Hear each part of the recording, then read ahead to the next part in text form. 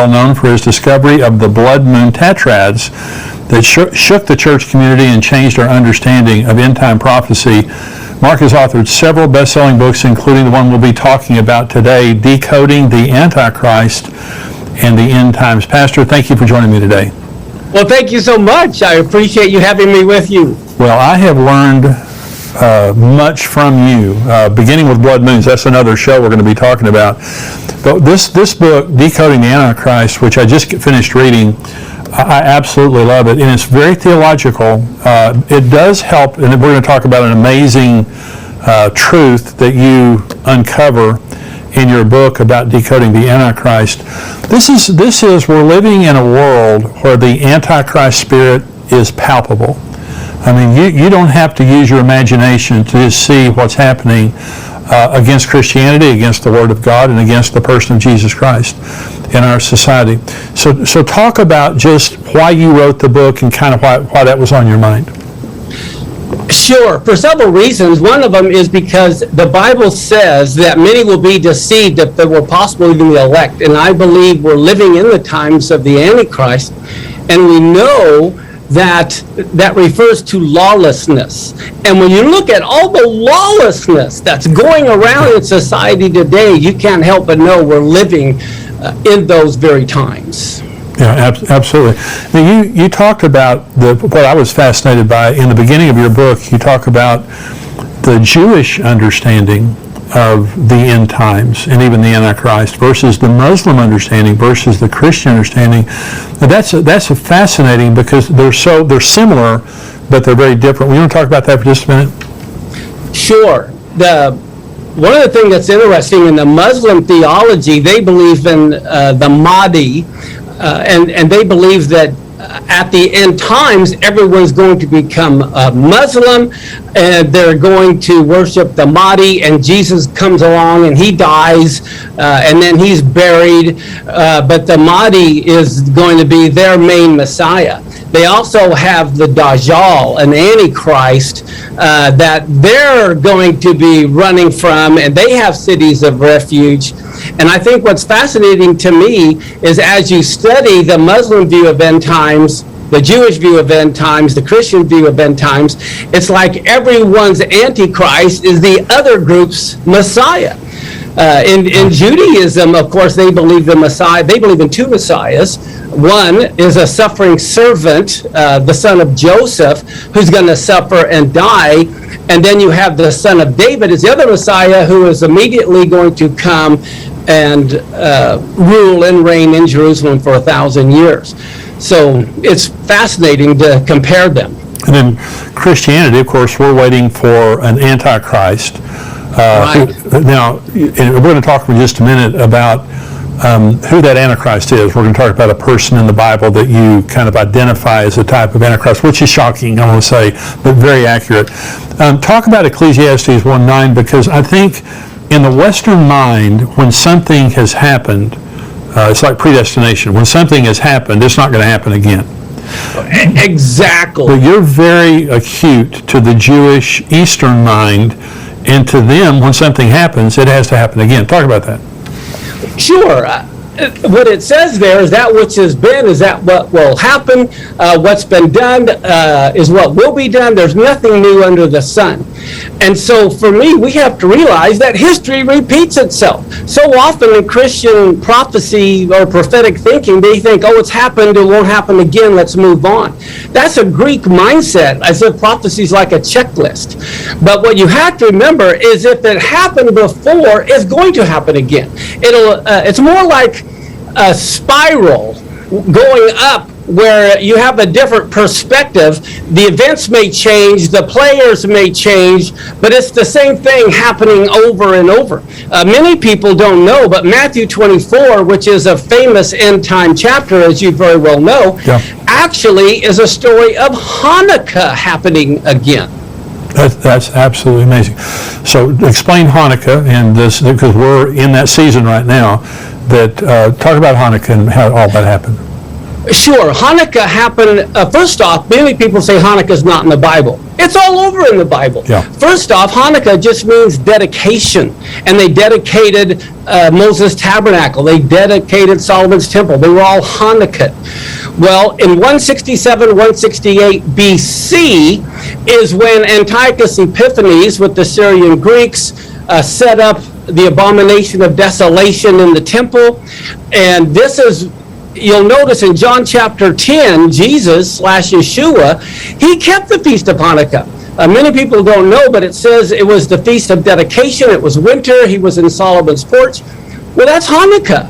Yeah. And so even Yeshua was there at the Feast of Dedication, and I believe that's when he was conceived, and also it was during Hanukkah that the flood rain stopped and the rainbow first appeared.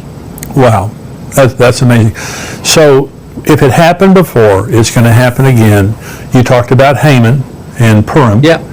And so talk about that for just a minute. Sure, there's a big difference between Haman and Purim versus Antiochus Epiphanes and Hanukkah. If you remember, this is all about the book of Esther, is Haman and the Feast of Purim.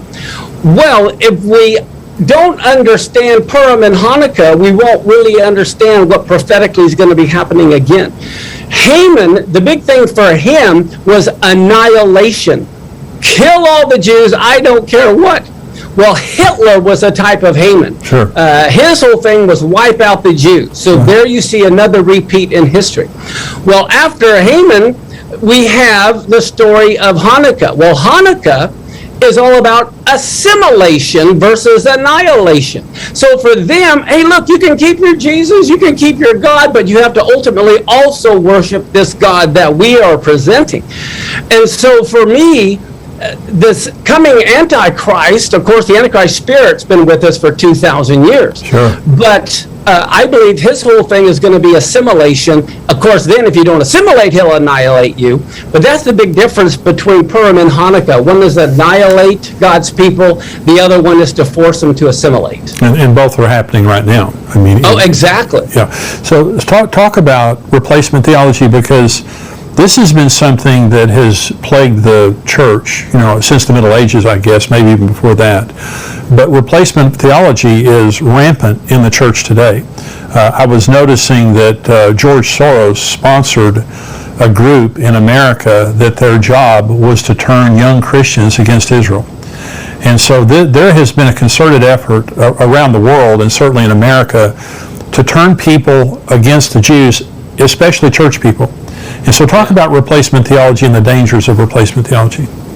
Oh, I'd love to. The thing about replacement theology, it teaches that the Christians have replaced the Jews. Right. Well, if you remember the story back in Genesis, Ephraim and Manasseh, Joseph's two children, were grafted in one sense, to Israel. He said, look, these are going to be my sons, and anyone after them will be yours. Well, when they were grafted in, they didn't replace all the other brothers. They were added to the other brothers. Well, it's the same thing today. The church can never replace Israel. One of the things that's so sad, if you remember, at the golden calf, God was going to destroy Israel. And Moses got up and said, no, don't destroy him, because then the Egyptians and the rest of the world will say, either you were a liar or you were impotent and couldn't do it. Well, for Christians today to say that God couldn't do it and we've replaced Israel, then Christianity today is saying God was a liar because he can't fulfill his covenant, or else he was unable to. Right. So that's one of the most horrible things about replacement theology, is what it says about God. that's right. Well, Martin Luther was anti-Semitic. And totally. Hitler got much of his inspiration of the final solution from Martin Luther.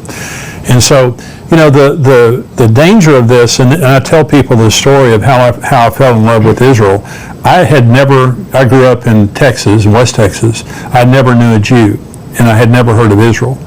And I got saved when I was 19, and my wife and I went into a Christian bookstore, and I saw a poster on the wall that had a menorah, and it had one word, Israel. And it's like I had seen the most beautiful woman in the world, and I fell totally in love. And I went up to the manager of the bookstore at the counter, and I pointed over to that poster on the wall, and I said, I didn't know how to say Israel. I thought it was Israel. And I said, that Israel thing on the wall, what is that? He said, well, that's Israel. And I said, I don't know what that is. He said, well, it's a country in the Middle East. I said, okay. And he said, well, that's where Jesus lived. And I said, really? He said, yeah. That's how I fell in love with Israel. And so I didn't know anything about it. I mean, it was totally 100% madly in love with Israel. So the first time I heard someone make a comment against the Jews, it was just like you're talking about my mother.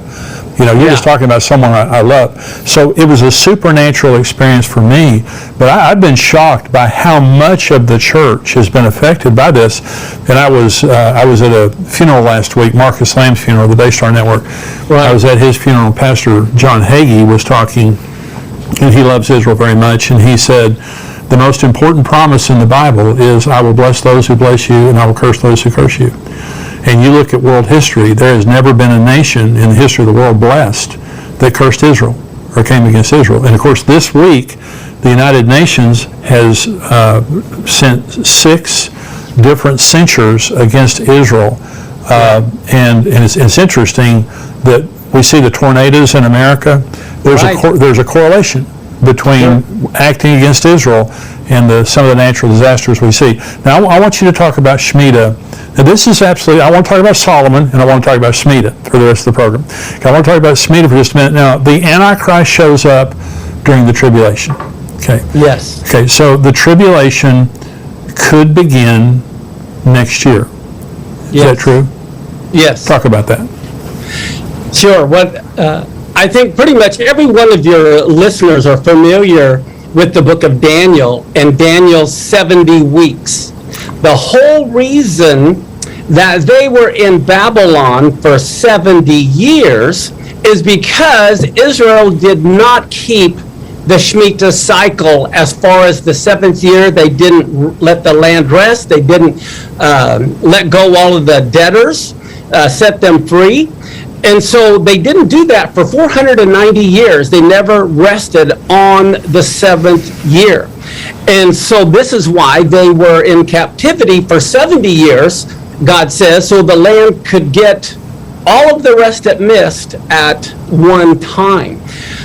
God was very adamant about them keeping that 7th year. And King Zedekiah, right before the temple was destroyed, it was a Shemitah year. Wow. And it says in Jeremiah that he had set the captives free. He decided, well, we better follow God or Babylon's going to overcome us.